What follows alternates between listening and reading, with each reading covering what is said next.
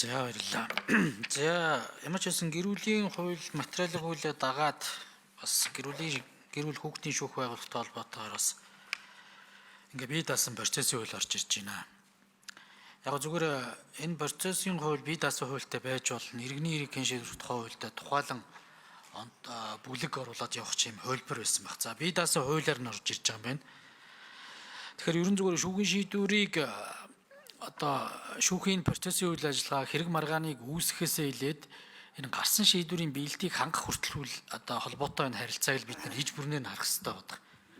Тэгээ энэ хууль дээр уг нь яг энэ гэрүүлийн холбоотой шүүхээс гарч байгаа шийдвэр гүйцэтгэлийн асуудлыг ерөн хэрхэн шийдвэрлэж байгаа вэ? Болж игэл уг нь энийг нэг үсэн шүүх эрхэмтлийн байгууллагад нь яг энэ хэсгийг өгж болохгүй байсан уу? Энэ дээр бидэд бас жоохон өөрчлөлтүүд хийхгүй бол энэ дандаа хаягддаг. Хүүхдийн тэтгэмж гаргахаас эхлээд сая бид нэлээд зөрчлийн хэрэг мэрэг үүсгэх нь гэж бас төлөлтүүд ингээ явж байгаа жишээний юмнууд байгаа. Тэгэхээр яг зөвхөн шийдвэр гүйцэтгэлтэй холбоотой асуудал дээр ямар бодлогын өөрчлөлтүүд бас орж ирж байгаа вэ? Хуучин тогтолцоогоор орж ирж гин үү? Эсвэл бас өөрөөр харах шаардлага зүй ёсоор байна уугүй юу? За тэгээ би энэ шүүхээс жоохон эхлээд хандлагаа өөрчлөөсэй гэж бодож байгаа.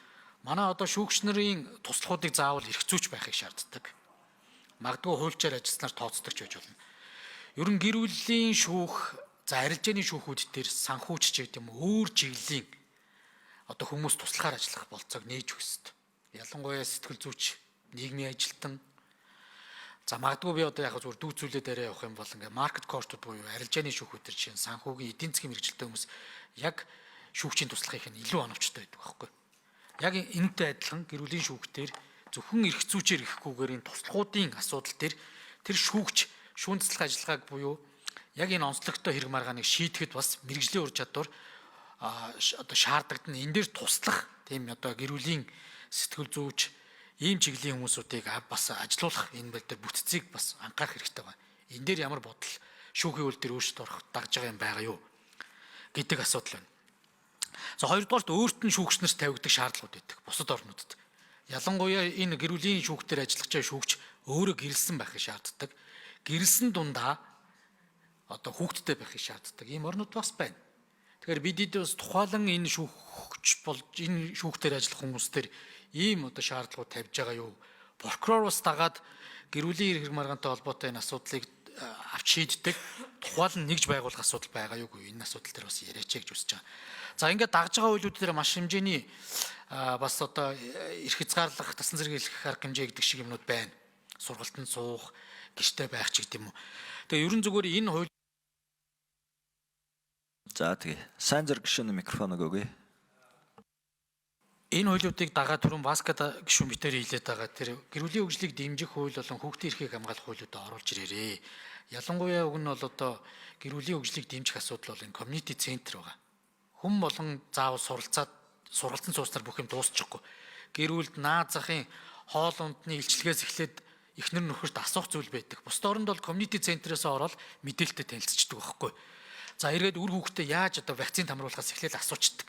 Бид эдийн мэдээлэл өгөхийн сувг гэдэг юм уу бас төрд байхгүй байгаа. Тэгэхээр ийм зүйлүүдийг бас илүү цаашдаа бас анхаараарай гэдэг зүйл байгаа. Тэгээ яг зүгээр энэ шүүхийн харьяалтын шийдэх хэрэг дээр бас тодорхой хэрэгүүдийг заагаад онцгой ажиллагааны журмаар шийдэх хэрэгүүд байна. Тэгэхээр энэ эрх зүйн ач холбогдолтой үйл явдалд ялангуяа овог нэр тогтоолохын асуудлын тэрийг бас тодорхой оруулж өгөөрэй гэдэг зүйл байгаа. За эрх зүйн чадамжгүй тооцох энэ асуудлыг харин нэлээд сайн процессжүүлж өгмөр байна. Тэнд Гүцээгээд асууж. За хариултхийн өхөө. За дөрөвдүгээр микрофон. За сайн зураг гишүүний асуултанд хариулъя. Шүүхийн шийдвэр гүйцэтгэх гүйлтэй холбоотой асуудлыг бол яг энэ хуулийн зохицуулалтаар бол шууд тусгаж оруулж ирээгүй. За мэдээж яг гэр бүлийн хэрэг дагнасан шүүхтэй холбоотойгоор гарч байгаа шүүхийн шийдвэрийн гүйцэтгэлийн асуудлыг бол ялангуяа жишээ нь хүүхдийн тэтгэлэгтэй холбоотой гэдэг юм уу энэний гүйцэтгэл энтрийг хариуцахтай холбоотой зүйлүүдийг шүүхийн шийдвэр гүйцэтгэх багц хуулийн төслийг өнгөрсөн хавар өргөн мэдүүлсэн байж байгаа. Тэгээд энэ хуулийн төсөл дээр бол тусгасан зохицуулалтаар бол төсөөлж бол ингээд хэлц хэсгэн шийдэгдээд явчихвал энэ зохицуулалтаараа явна гэдэг энэ ойлголтоор явж байгаа. За зүгээр одоо шүүхийн дасан сэргийлэх арга хэмжээтэй холбоотой хүүхдийн нас үеийн онцлог тохирсон зохицуултуудыг бол эрүүгийн хэрэг хянан шийдвэрлэх тухай хуулийн дээр бол эрүүгийн хууль дагсан хуулиуд дээр нь бол тодорхой зохицуултуудыг оруулж ирсэн байж байгаа. Тэгээд энэ шүүгчийн туслахтай холбоотой асуудал, шүүгчид тавигдах шаардлагатай холбоотой асуудал дээр бол манай шүүхийн ерөнхий зүйлээс хариулна гэж ингэж ойлгож байна. За гэр бүлийн одоо энэ дагнсан шүүхтэр бол саяны таны ярьдгаар бол одоо бусад мэрэгжлийн хүмүүс оролцох энэ боломж нь бол тухайлбал одоо гэр бүлийн нөхцөл байдлын шинжээч гэдэг энэ шүүхийн бүтцэд ажиллахаар ингэж оруулж ирж байгаа. За энэ хүн нь бол одоо социологч, боловсролын болон одоо сэтгэл зүйн одоо ийм мэрэгчлээ ийм хүн байхаар энэ төр гэд зааж ирж байгаа. Мөн одоо эвлэрүүлэн зуучлалын шүүх дээрх баг дээр бол эвлэрүүлэн зуучлалын дээр орон тооны бус одоо зуучлагчийн энэ төр тавигдах шаардлагууд энэ төр бол орж ирж байгаа. Тэгэхээр энэ бусад одоо энэ шүүгчийн туслах онцлог шүүгч тавигдах шаардлагатай холбоотой зүйл дээр манай шүүхийн ерөнхий зөвлөлөөс мэдээлэл өгөхийг хүсье. Тэгээд бусад одоо таны хэлж байгаа бусад хуулиудыг дагалдуулж оруулж ирэх шинжилгээний асуудал дээр бол хууль зүйн дотоодрыг энэ дээр анхаарья. За шүүхийн ерөнхий зөвлөлөөс хэн хариулах вэ? Хэдгээр микрофон? 3. Мегмар дарга яг хажуугийн юун дээр та суучих. 3 дугаар микрофон. Окей. За би товчхон хариулъя. Ер нь бол гэр бүлийн шүүхэд ажиллах шүүгч мэрэгсэн байх ёстой. За одоо ажиллаж байгаа шүүгч нар бол илүү туршлагатай. Гэхдээ яг энэ чиглэлээр бас мэрэгшүүлэх шаардлагатай гэж бид нар бол эхнээсээ тийм зорилго тавьсан. За тэгээ энэ үүднээс одоо гэр бүлийн шүүгчийг сонгож шалгаруулахын шалгалт явж байгаа. За тийм ч учраас бас энэ шалгалтыг нэлээд одоо нэлээд нарийн мэрэгсэн чиглэлээр бол авсан. Тэгээд тэнцэж байгаа хүн нь бол одоо жишээлбэл анхаарчны шүүхэд гэхэд 180 хүнээс 3 хүн тэнцсэн. Одоо давзаалдагчны шүүхийн одоо сонгож шалгаруулалт явж байгаа ийм байдалтай байгаа. Тэгэхээр энийг энэ дээр бол бид нар анхаарж байна. Туслах бол заавал хуульч байх албагүй гэдэг дээр үнэхээр санал нэг байна. Яг энэ талаар бол яг одоо энэ хуульд оруулаад тусгацсан зүйл бол байхгүй. Энийг бол анхаарад бас цааш одоо яах боломжтой гэж бол харж байна. За өөрчлөе юу лээ? Сайн зэрэг гишүүнд микрофон өгье. Тодруулъя. За баярлалаа. Тэгээ хэдүүлээ нэг одоо нэг явж ирсэн юмнууд дээр жоохон бас нэг эвдээд харах юмнууд бол байгаа. Тэгээ би ялангуяа энэ хэрэг маргааны хувьд онцлогтой юм дээр социологч нар ч байд юм уу, илүү их сэтгэл судлаач нар шүүгч нартай туслахаар нь ажиллаж өгвөл бас илүү их сайн байх. Магадгүй яг өөрийнх нь шууд туслах биш ч гэсэн шүүгч дундын туслахуд бас байж болно тий. Тэгэхээр энэ хөлбөр рүү бас юмудаа бодъё. Хоёрдугаар тахын дагж байгаа хууль дээр миний нэг орж хараад байгаа юм захиргааны хэрэг хэн шийдвэрлэх тухай хууль орж ирээгүй. Энтэй холбоотой бас энэ эрх зүйн маргаануудын гэр бүлийн шүүхэд өгж байгаа маргаанууд дээр захиргааны шүүхэд хариалагдсан маргаануудын хооронд бас давхцлууд бас байгаад байгаа. Энийг үг нь бол тэр асуудлаас нь үзэхүйс юм да. Ялангуяа тэр гэрэлтийн гэрээ улсын бүртгэл бүртгүүлэх энэ чиглэлийн юмнууд чи энийг тодруулж өгөхгүй бол субъектийн хувьд одоо төрийн байгууллага оролцож байгаа гэдгээр захиргааны шүүх татаж авдаг хандлага юу байгаад байгаа. Энийг мэдээж засаад байгаа боловч уг нь энэ дээр илүү их тодруулаад оруулаад өгчих ёстой байсан юмуд байна. За хоёрдугаар энэ дагж байгаа хууль дээр бас нэг юм байгаа.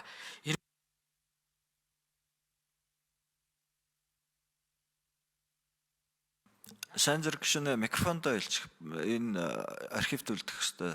За сайн зэрэг гишүүн микрофон өгч. За баярлалаа дараа. Би нөгөө бас чухал гэж бодоод асуугаад байгаа шүү. Энэ өсвөр насны ялагддаг шүүгчдэд одоо бас яг нэг тасан зэрэглэл гаргаж байна нэг төрөл дээр батлан даагчийн хяналтанд өгөх гэдэг байна. Заавал 2-оос доош хөгж. Нэг хүн байж болно.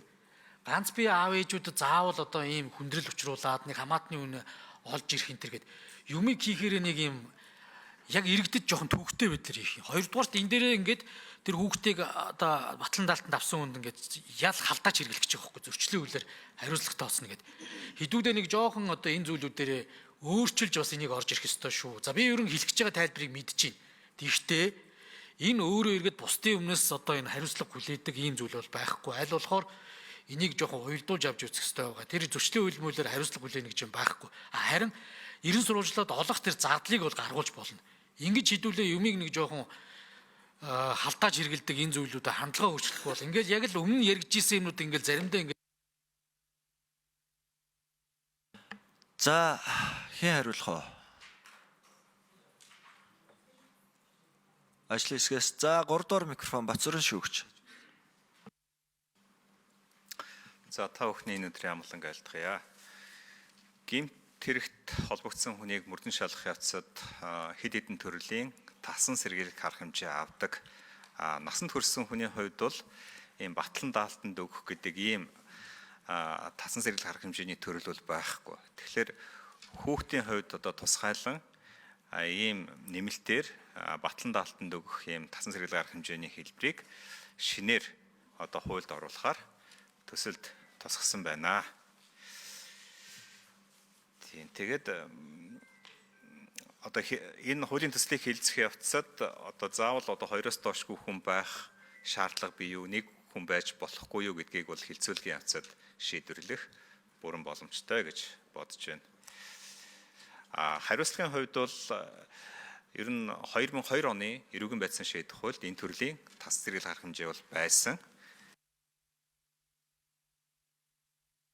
3 дугаар микрофон гүйцэтгэд хариулъя.